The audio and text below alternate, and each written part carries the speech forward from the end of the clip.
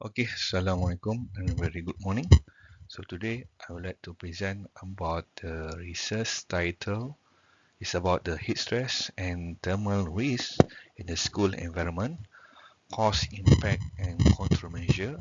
So this paper we talk about this review paper. Okay, so let me introduce from the my presentation from the Department of Manufacturing Engineering, Faculty of Mechanical, UTHM, Universiti Tun Hussein on Malaysia. Okay, this is our content title. So first at all, we go through on the overview, methodology and objective, and we go to the methodology, result discussion, and also the conclusions. Okay, first, the rising in temperature, increasing the frequency of the extreme heat event represent the major public health threat worldwide, and the school where children spend a large portion of the day are highly exposed to the sitting at the risk of the heat stress. So heat wave and high ambient temperature disrupt learnings and increase the risk of the heat-related illnesses among children and have resulted in the school closure and cancellation of the activity in many regions. According to the International Health Agency, emphasize that adverse health effects of the heat are largely predictable and preventable. However, the effective mitigations require coordinations, multi-sectional preparedness, including intervention, specifically target education settings. So as you can see here, the overview of the heat stress can impact of the environmental heat stress and cause of the risk factor actually contribute to the ill of school children's including hydrogen status and others, and education impacts, psychosocial outcome, and also the countermeasure. So the problem segment, as a result, environmental conditions that are acceptable to adult can consequently hit stress in school each of the children. So clinical epidemiology review indicate that children population exhibit a broad spectrum of the heat stress condition, from the mild heat rash and the heat cramp to the heat associations. And in the severe cases, life-threatening of the heat stroke will be increasing as the duration exposed and intensity activities. So the key factor environment include the outdoor air temperature, the high relative humidity, the solar radiation, exposed outdoor areas, such as the internal heat build-up caused by poor ventilation, and also the heat absorptions, roofing material, such as a corrugated metal, high thermal mass in classroom wall. According to the empirical field study conducted in the tropical and subtropical school, consistently report classroom temperature ranging from 30 degrees to 36 degrees with the high humidity. And then the health education consequences of the school based on the heat exposure and also the large multi-country analysis that clinical review shows both short-term exposure and cumulative heat load across school term significantly reduced. So despite clear increasing risk, many schools, particularly in low and middle income countries, lack formal heat policy, standardized and heat monitoring practice such as WBGT threshold and the trained staff to recognize and manage heat-related illnesses. Therefore, there are three types of main objectives for this paper. The first one, we want to review the summarized existing study on the heat exposure in the schools, effect on the student physical health, and identify the main environment and behavior factors that increase the risk and heat-related illnesses. And number three, we want to examine the how school building design and school uniform can affect the thermal stress and heat build up. And this is our methodology. So from 209 relevant studies identified from research conduct across by the Scopus, PubMed, ScienceDirect, Google Scholar in between 2000 2024. And from 209, so we excluded 190 articles were excluded as their review, and we go to the filter down to the abstract 90 potential relevant articles. And then finally we have 38 articles were excluded because they review letter edition and conference abstracts by the keywords. And finally, only 52 articles were included and reviewed. And then this is a summarized synthesis from the result published study on the school heat exposure and heat related illnesses.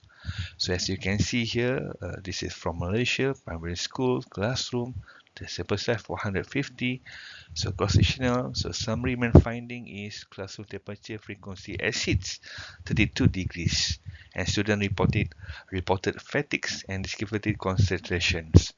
And then you can see the most school rated classroom is a very hot and to the especially for the afternoon sessions. And then the morning assembly exposed the student to WBGT level above 29 degrees. And then we can see here significant heart rate rise during the practice under the high temperature, and also the duration defensive observations. And we also see the multiple heat stroke case reported during the summer of the heat exposure. So we look at on the occupational factor related to heat stress at the schools. So this is between environment and non-environment factor.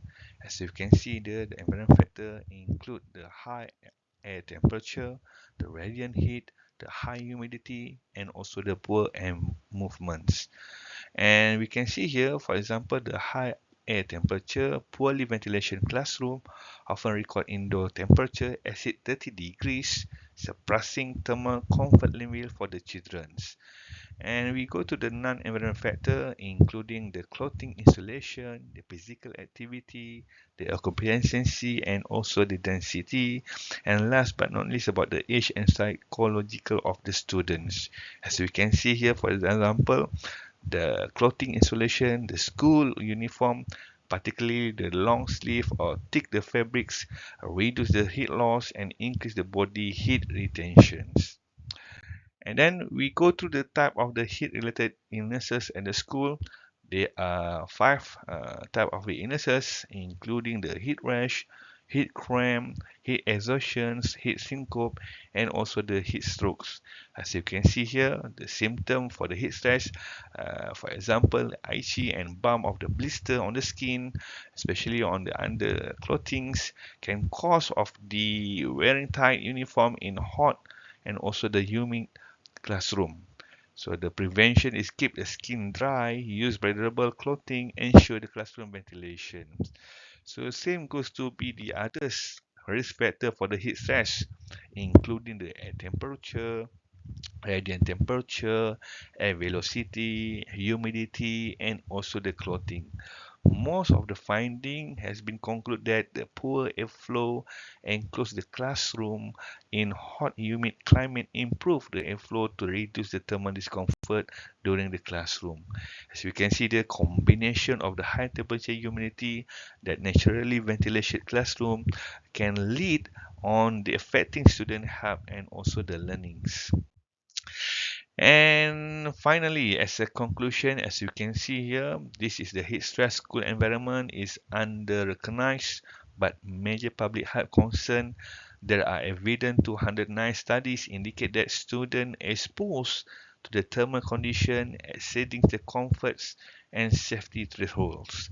And both for this study result also can cause of the heat related symptom, impair learning performance, and potential long-term health and consequences. So the with rising temperature due to climate change, the burden of the heat student will be intensively. And number two conclusion, as we can see here, immediate attention is required in order to implement prevention, mitigation, the strategy school infrastructure, the policy, and the daily of the practice. Ensuring the safe thermal environment is essential to protect health and optimize educational outcomes. As we can see here, the conjunction of the high school in primary or secondary school can relate to the air temperature, the radiant heat, humidity, limited air movement were determined to be the main environmental contribution to the heat stress, and also the clothing insulation and also has been categorized as significant as a non-environmental factor. And finally, continuous monitoring of the heat index, training the teacher to be aware about the heat, training students about the threat of the appropriate behavior with managing of the heat can save to reduce the climate change mean such as a proactive method are critical in order to ensure that the safety, the comfortable and productivity learning condition for the student in context throughout the country can be saved immensely. And this is the our references. So this is our acknowledgements and also thank you.